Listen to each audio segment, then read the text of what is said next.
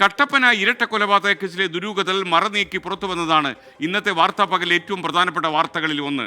കക്കാട്ടുകടയിലെ വാടക വീട്ടിലെ മുറിക്കുള്ളിൽ കുഴിച്ചുമൂടിയ നിലയിൽ വയോധികന്റെ മൃതദേഹാവശിഷ്ടം ഇന്ന് കണ്ടെത്തി. പ്രതി നിതീഷ് ചുറ്റിക്കൊണ്ട് തലക്കടിച്ചാണ് കൂട്ടാളിയായ വിഷ്ണുവിന്റെ പിതാവ് വിജയനെ കൊലപ്പെടുത്തിയത്. വിഷ്ണുവിന്റെ സഹോദരിയുടെ നവജാത ശിശുവിനെ കൊന്നു കുഴിച്ചുമൂടിയ സ്ഥലത്ത് പോലീസ് ഇന്ന് പരിശോധന നടത്തുകയാണ്. ഇപ്പോഴും പ്രതി നിതീഷിനെ സ്ഥലത്ത് എത്തിച്ചിട്ടുണ്ട്. ഈ സംഭവ സ്ഥലത്ത് നിന്ന് രാഹുൽ വിജയൻ തത്സമയം ചേരുന്നു. രാഹുൽ വിജയൻ, ഇന്ന് എന്തൊക്കെ ദുരൂഹതകൾ മാറാനാണ് പോലീസിന് അന്വേഷണം സഹായിച്ചത്?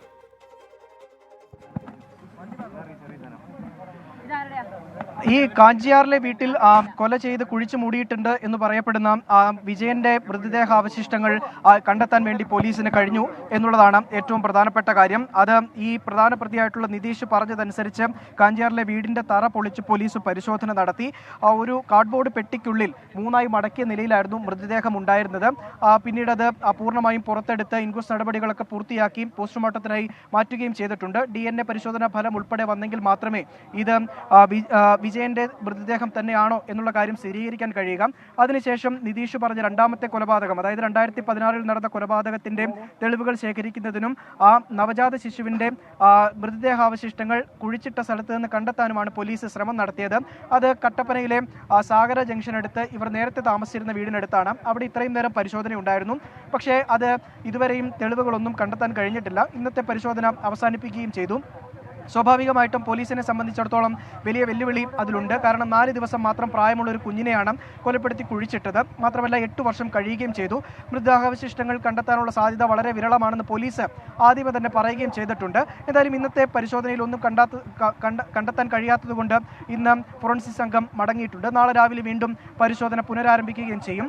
ഇതിൽ ഏറ്റവും പ്രധാനപ്പെട്ട കാര്യം ഒരു മോഷണ കേസുമായി ബന്ധപ്പെട്ട തെളിവെടുപ്പാണ്, അല്ലെങ്കിൽ മോഷണ കേസുമായി ബന്ധപ്പെട്ട അന്വേഷണമാണ് 2 കൊലപാതകങ്ങളിലേക്ക് പോലീസിനെ നയിച്ചത്, അല്ലെങ്കിൽ പോലീസിന്റെ അന്വേഷണം നയിച്ചത് എന്നുള്ളതാണ് ഏറ്റവും പ്രധാനപ്പെട്ട കാര്യം. അത് നാടിനെ തന്നെ ഞെട്ടിക്കുന്ന ഒരു സംഭവമായി മാറിയിട്ടുണ്ട്. ഇങ്ങനെ ഒരു കൊലപാതകങ്ങൾ നടന്നിട്ടുണ്ടോ എന്നോ, അല്ലെങ്കിൽ ഇങ്ങനെ കുറച്ച് ആളുകൾ ഈ കാഞ്ചിയാറിൽ താമസിക്കുന്നുണ്ടെന്നോ പോലും ആളുകൾക്ക് അറിയില്ലായിരുന്നു എന്നുള്ളത് വളരെ പ്രധാനപ്പെട്ട ഒരു കാര്യം തന്നെയാണ്. എന്തായാലും ഇതിൽ 2016 നവജാത ശിശുവിനെ കൊലപ്പെടുത്തിയതുമായി ബന്ധപ്പെട്ട് 3 പ്രതികളാണുള്ളത്. അതിൽ ഇന്ന് മൃതദേഹാവശിഷ്ടങ്ങൾ കണ്ടെത്തിയ വിജയനും പ്രതിയാണ്. 2016 കുട്ടിയെ കൊലപ്പെടുത്തിയ കേസിൽ വിജയനും പ്രതിയാണ്. മാത്രമല്ല ഈ നിതീഷിന്റെ കൂട്ടാളിയായിട്ടുള്ള വിഷ്ണുവും ഇതിൽ പ്രതിയായിട്ടുണ്ട് എന്നുള്ളത് നമുക്ക് മനസ്സിലാക്കാൻ കഴിഞ്ഞിട്ടുണ്ട്. മറ്റൊന്ന് ഈ വിജയനെ കൊലപ്പെടുത്തിയ കേസാണ്. വിജയനെ കൊലപ്പെടുത്തിയ കേസിൽ വിജയന്റെ ഭാര്യയും മകനും പ്രതികളാണ്. ഇവർക്കെതിരെ ഈ 5 പേർക്കെതിരെയും കൊലപാതക തെളിവ് നശിപ്പിക്കൽ എന്നീ വകുപ്പുകൾ ഉൾപ്പെടെ ചുമത്തിക്കൊണ്ടാണ് പോലീസ് കേസെടുക്കുകയും ചെയ്തിട്ടുള്ളത്. എന്തായാലും ഇതിൽ മറ്റു ദുരൂഹതകൾ ഇനിയും നീങ്ങാനുണ്ട്. ഈ നിതീഷ് എങ്ങനെ ഈ കുടുംബവുമായി ബന്ധപ്പെട്ടു, അവർ എങ്ങനെയാണ് ഈ നിതീഷുമായി അടുപ്പത്തിലാകുന്നത്, ഈ നിതീഷ് ഒരു പൂജാരിയാണെന്ന് പറഞ്ഞിരുന്നു, ഏത് തരത്തിലുള്ള പൂജകളാണ് നിതീഷ് ചെയ്തിരുന്നത് എന്നതടക്കമുള്ള കാര്യങ്ങൾ ഇനിയും കണ്ടെത്തേണ്ടതുണ്ട്. നമ്മളിപ്പോൾ നിൽക്കുന്നത് ഈ കട്ടപ്പന സാഗര ജംഗ്ഷനിലാണ്. അതായത് ഈ വിജയന്റെ കുടുംബം ആദ്യം താമസിച്ചിരുന്ന സ്ഥലത്താണ്. ഇങ്ങനെ ഒരു പശ്ചാത്തലം, അല്ലെങ്കിൽ ഏതെങ്കിലും ഒരു പൂജയുടെ പശ്ചാത്തലം, അല്ലെങ്കിൽ ഇങ്ങനെ ഒരു കഥകളൊക്കെ അവർക്ക് വലിയ അത്ഭുതമായിട്ടാണ് തോന്നുന്നത്. അതുകൊണ്ട് തന്നെ പോലീസ് ഈ വിഷയത്തിൽ കൂടുതൽ പരിശോധനകൾ ഉടൻ തന്നെ നടത്തുകയും ചെയ്യും. Okay, thank you Rahul Vijayan. Idukki കാഞ്ചിയാറിലെ ഇരട്ട കൊലപാതകത്തിൽ ഞെട്ടിക്കുന്ന വിവരങ്ങളാണ് പുറത്തു വന്നുകൊണ്ടിരിക്കുന്നത്. നാടിനെ നടുക്കുന്ന അരുംകൊലകൾക്ക് അറുതിയില്ലേ? ജനങ്ങൾ ചോദിക്കുന്നു. നമുക്ക് പൊതുജനങ്ങളുടെ പ്രതികരണങ്ങളിലേക്കൊന്ന് കടന്നു ചെല്ലാം. അവർക്ക് പറയാനുള്ള ഉത്കണ്ഠ എന്തൊക്കെയാണെന്ന് അറിയണ്ടേ?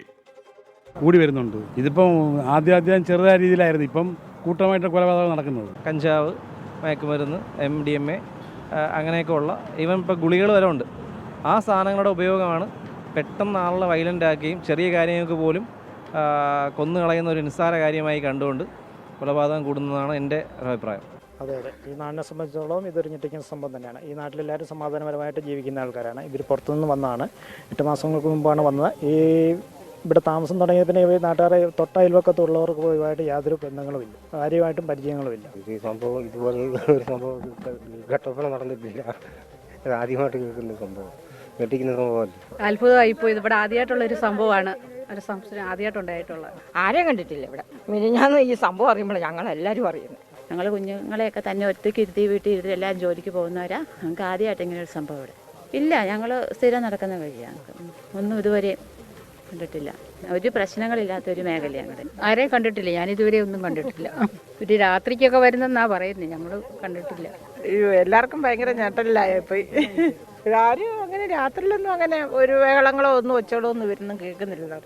ഞങ്ങൾക്ക് വളരെ ഞെട്ടലാണ് ഉണ്ടാക്കിയത്. കാരണം നമ്മൾ സിനിമയിൽ, ദൃശ്യം സിനിമയിലാണ് നമ്മൾ ആദ്യമായിട്ട് ഇങ്ങനെ ഒരു തറയുടെ കീഴിൽ ഒരാളെ കുഴിച്ചിടുക എന്നൊക്കെ പറഞ്ഞു കേട്ടു. പക്ഷേ 6-7 മാസം ആയിട്ട് ഇവിടെ ഈ വീട് അടഞ്ഞു കിടക്കുന്ന പോലെ തന്നെയാണ് പുറത്തുനിന്ന് നോക്കുമ്പോൾ കാണുന്നത്. ഇപ്പോഴും പുറത്തെ ഡോറ് പൂട്ടിയാണ് ഇട്ടേക്കുന്നത്. ഇന്ന് ഇപ്പം തെളിവെടുപ്പിനായിട്ട് പ്രതികളെ ഇവിടെ കൊണ്ടുവന്ന് കഴിഞ്ഞിട്ട് നോക്കിയപ്പോഴാണ് ഇങ്ങനെ ആളുകൾ ഇവരാണ് ഉണ്ടായിരുന്നത് എന്ന് പോലും ഞങ്ങൾക്ക് മനസ്സിലായിട്ടുള്ളത്.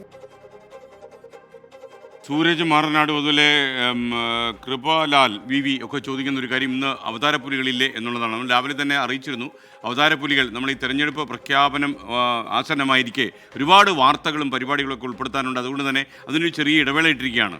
അവതാരപ്പുലികൾ നമ്മൾക്ക് ഈ തെരഞ്ഞെടുപ്പ് കഴിഞ്ഞതിന് ശേഷം നമുക്ക് വീണ്ടും തുടങ്ങാം. അപ്പോൾ തൽക്കാലം തെരഞ്ഞെടുപ്പ് വാർത്തകളും അതുപോലെയുള്ള കക്ഷി രാഷ്ട്രീയക്കാരുടെ ഒരുപാട് അറിയിപ്പുകളും വാർത്തകളും ഒക്കെ സ്റ്റോറികളും ഒക്കെ വരുന്ന ഈ വേളയിൽ നമുക്ക് 3 മണിക്കൂർ മാറ്റിവെക്കാൻ കഴിയാത്ത ഒരു സാഹചര്യം ഉള്ളതുകൊണ്ട് പ്രിയപ്പെട്ട പ്രേക്ഷകർ ക്ഷമിക്കുക. അവതാരപ്പുലികൾക്ക് ചെറിയൊരു ഇടവേള എടുത്തിരിക്കുകയാണ്.